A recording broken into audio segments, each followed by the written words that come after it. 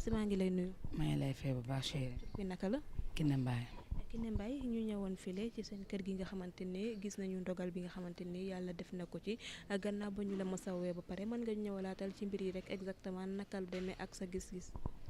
waaw parce que affaire bi daal barki démb la waaw dañoo amoon xew ma ak sama yaay parce que sama mag mu bokkoon ndey baay lañ doon génte ñu jóge fa ay 4 heures du matin bañ ñëwee ñu tëdd ay 4 heures 5 heures lañ tëdduñu lu mat 1 heure de temps rek ñu dégg sama baatu papa léegi bañ dégg sama baatu papa ma fëgg sama mag bu sama njëgi sœur bi mu tëddal ami mën na ko jugal dafa mel ni sama papa ngi yuux si lañ ibbee suñu bunt bi yam si saxaar si la sama papa wàccee ak sama yaay saxaar si métti torop mais boobu affaire bi gañe nañ ñu mënatuñoo def dara affaire bi tàq ba jeex yóbbu maanaam lakk lépp génnewuñ dara ba ak Serigne Salim. dina génne benn bagage du yére du takkaay du dara. du yére du or du xaalis ak xaalis fa sama yaay jencoon ak man dama amee place damay liggéey sama xaalis yëpp fa la nekkoon tamit mu lakk mais dañuy sant yàlla rek comme que ñun génn nañ ci jàmm dañuy sant yàlla rek waaw. yàqu-yàqu yi boo ko xaymaa ci ñaata la war a toll ak yow xaalis bi nga xamante ni dencoon nga ko fa. bëri na de parce que sama yaay rek ñu fa jenc kenn xamul lu mu toll ndax sama yaay foofu la amul confort fort si biir néeg bi li ñu am lépp fa lañ ko daan dugal. or yi ba bëri kay matul 1 mois la lañ dem si njagañaa mu jaay ñu ay or maag sama yaay parce que ñun bu ñu amee xaalis dañuy dem jënd ñoo teg waa ay buugu dora yu mag ak ay seen basan lépp lañ jëndoon parure ak lépp mu yam si mais tamit sant yàlla rek gisuñu dara ak xaalis beeg lépp. tàkk-tàkk bi ban heure la commencé ban heure la door. ay 5 heures du matin presque ba 6 heures waaw. bi mu dooree noonu woo ngeen sàpp.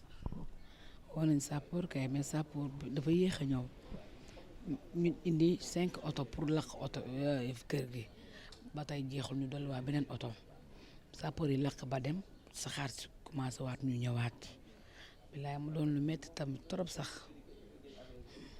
jamono ji kër gi fi mu nekk nii sappo police da ko tëj. police da ko tëj parce que nee nañ wóorul daal bi ni mel noonu parce que liñ arrosé foofu ci ay ndox dafa bëri wóorul pour ñu nekk fa waaw moo tax ñu tëj kër gi. mais ñu ngi à côté noonu suñu benn mbokk rek moo ñu abal fi benn kër fa lañ nekk ne. jamono yi gisoo tamit liggéeyu sappoor xaw na yéex tuuti ndax bi nga leen woowee temps bi nga xamante ne jël nañu ko bu fekkoon teel nañu ñëw mbir yi xëy na mën na bañ a egsi fi mu fi egsi te mënoon na senn ba yeneen kër yi nga xamante ne dendu ngeen ak ñoom. waa si danger la woon parce que suñu beneen kër biñ dendal foofu boobu moom bu sappoor xaaroon tuuti day jàpp. waaw parce que ñu ngi leen doon woo mais jotuñu leen ñu ngi leen doon woo jotuñu incité ba sonn après ci lañ dem police yi ñoo leen mujjee woo waaw.